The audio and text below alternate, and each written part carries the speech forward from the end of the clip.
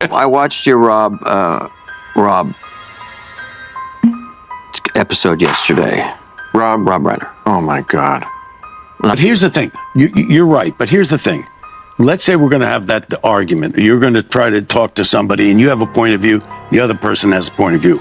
Before you have the exchange, you have to agree on certain facts. No, you don't. You got to bring it back down to that. But he was just here like September or something. It's always so mind-bendingly weird. It's not the first time this has happened to me, or any of us, who's certainly my age, where you're with somebody and then they die and you're like, can't. Once you start down that road, well, no. But like these are, you just have to talk to people. No, you talk to people. But if somebody says 2 + 2 is 4 and the other guy says, no, it's not, how do you begin the discussion? Because Rob, that's a slippery slope.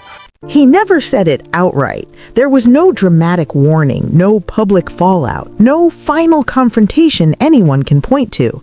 And yet, in the days after Rob Reiner's death, some of Bill Maher's old comments suddenly sound different, heavier, almost prophetic. Did Maher sense that Reiner was reaching an endpoint long before the tragedy unfolded?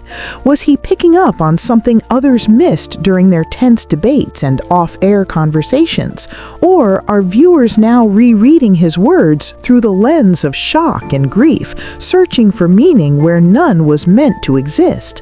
What's clear is that Maher's reflections have left a gap, and audiences are leaning in, hungry to understand what he saw, what he didn't say, and whether the signs were there all along. It's just, your mind is hard, it's hard to process. They were just here. Second. You know, it was when the spinal tap he was plugging that, but it was very recently. Bill Maher has long been one of America's most outspoken and unpredictable commentators, a comedian turned political talk show host who delights in challenging friends and foes alike. In recent months, his name has come up in connection with Rob Reiner, the late Hollywood director whose death alongside his wife Michelle Singer Reiner in December 2025 sent shockwaves through the entertainment world. Maher's public relationship with Reiner was never simple, but it was one marked by respect, sharp disagreements, and shared stages where both men argued fiercely about politics, culture, and the future of American discourse. In the wake of Reiner's tragic death, Maher has reflected on Reiner not only as a political antagonist at times, but as a fellow thinker whose absence is deeply felt in a fragmented media landscape. And you know, I mean, gosh, I knew him for a long time. He did the show a lot, and we've been out to dinner. Yeah. I mean, it's just, it's hard to have it come into you. Again, it was just a few days ago. Hard to have it not come into your mind a few times every day, even after, a few days of it, because it's just so shocking and horrible. I mean, this guy was such a, just a presence, charisma, and he just was who he was. We knew him forever. Right. When kids, all in the family, at least I was still a kid, and all through his changes and director and. Long before the tragedy that ended Reiner's life, Maher and Reiner engaged in high-profile debates about political dialogue and the state of public conversation in the United States. On Maher's Club Random podcast, the two sparred over whether Americans on opposite ends of the political spectrum should keep talking to each other or retreat into ideological silos. He was asking me for a quote I gave it to the Free Press about the discussions we had in recent years were a lot about him not being able to get funding. Because of his... Yeah.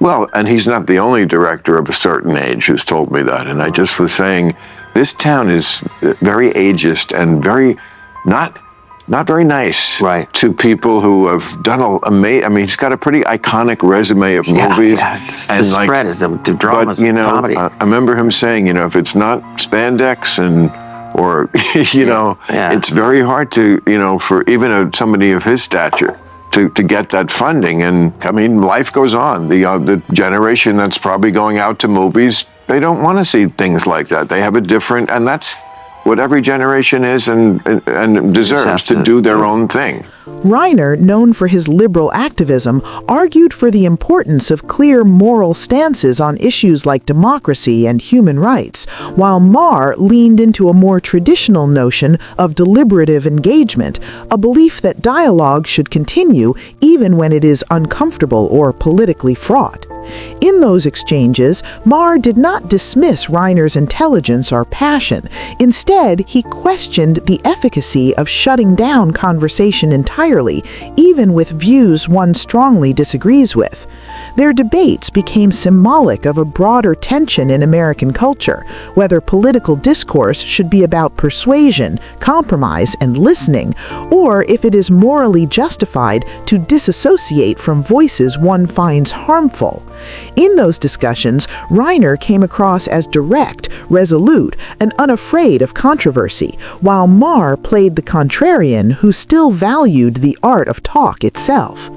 When news of Reiner and Michelle's deaths broke, Maher acknowledged publicly that processing the loss was difficult.